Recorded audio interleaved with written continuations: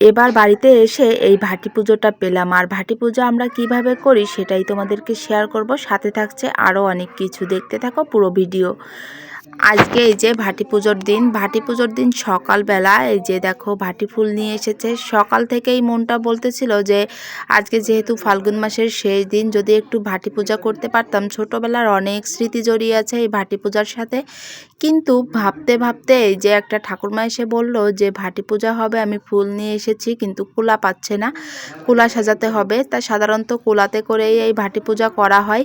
আর আগে হলো মাটির যে সরা আছে সেই সরাতে করেও ফুল সাজাতাম।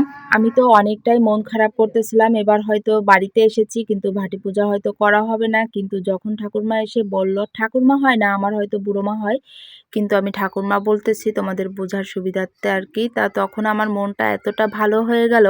আর এই ভাটি পূজার ফুল আমরা যখন ছোট ছিলাম তখন সাজাতাম, মানে কার কুলাটা বেশি সুন্দর হয় দেখতে, এমন সুন্দর করে সাজাতাম, কার কুলায় বেশি ফুল হয়েছে। মানে আমরা কিন্তু অনেক মজা করে এই ভাটি পূজা করতাম। আর এখন বুড়োমাকে বলতেছিলাম যে ভাটি পূজার সময় আমরা কি গান করতাম সেটা কি উনি জানে কিনা, একটু বলতে পারবে কিনা। গানটা কিন্তু তোমাদের অলরেডি শুনিয়ে দিয়েছি, তারপরেও আমি একটু বলতেছি। আমরা বলতাম যে হ্যাসরাই মাগিল তো প্যাসরাই চুল, আমারে এনে দে বন্যের ফুল, আমারে এনে দে মাইক জবা ফুল। মানে যত ফুলের নাম আছে এভাবে মিলিয়ে মিলিয়ে আমরা গাইতাম আর নাচ করতাম, মানে খুব মজা করতাম। তারপরে কুলা বুড়িয়ে তারপর হলো প্রসাদ রান্না করা হতো, খিচুড়ি প্রসাদ পূজা করে, এটাকে হ্যাসরাই পূজা বলা হয়।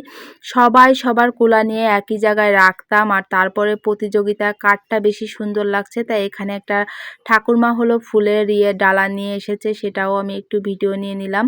অনেকগুলাই কুলা হয়েছে। আসলে এই পূজাটা অনেক বছর পর এসে করতেছি। বিয়ের পরে এই পূজাটা করার আর কখনোই সুযোগ হয়নি, কারণ ওই টাইমে তো আর বাপের বাড়িতে আসতে পারা যায় এমনটা হয় না। আর বাসা ভাড়া জীবন এখন চলে গেছি, এখন তো চাইলেও আসতে পারি না। তা সব কিছু কিন্তু শেষ।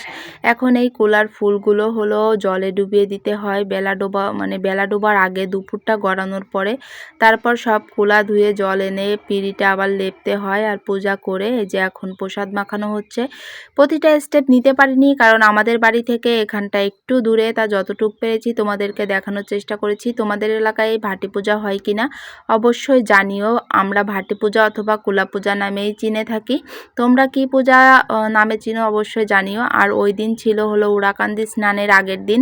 আমরা যেহেতু মতুয়া সম্প্রদায় মতে, সেহেতু এই যে উড়াকান্দি যাচ্ছে শ্রীধাম, উড়াকান্দির সময় কখনোই আসা হয় না। এবার এসেছি কিন্তু যাওয়ার সৌভাগ্য হয়নি, কারণ এই টাইমে যেতে গেলে অনেক ভিড় হয়।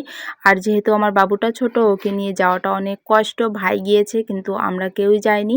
আর ওই দিন ছিল আমার ঠাকুরমার মৃত্যুবার্ষিক। আমার কিন্তু দিনটা খেয়াল ছিল না। মা বলতেছে যে আজকে মাস যাচ্ছে, তাহলে আজকে তো তোমার ঠাকুরমার মৃত্যুবার্ষিক। তারপর তাড়াহুড়ো করে এই যে খিচুড়ি প্রসাদের আয়োজন করা হয়েছে, সেটাই তোমাদেরকেও একটা ছোট্ট করে দেখিয়ে দিয়েছিলাম রিলস। সব মিলিয়ে কিন্তু আজকের দিনটা আমার কাছে খুবই ভালো লেগেছে, কারণ এই যে যে হ্যাসরাই পুজো, তারপরে ঠাকুরমার মৃত্যুবার্ষিক, এইগুলা কিন্তু দেখার সুযোগ হয় না বাসা বাড়িতে যাওয়ার পরে। তারপর দেখো প্রসাদ নেওয়ার পালা, সবকিছু শেষ করে এখন হলো সবাই প্রসাদ পাচ্ছে।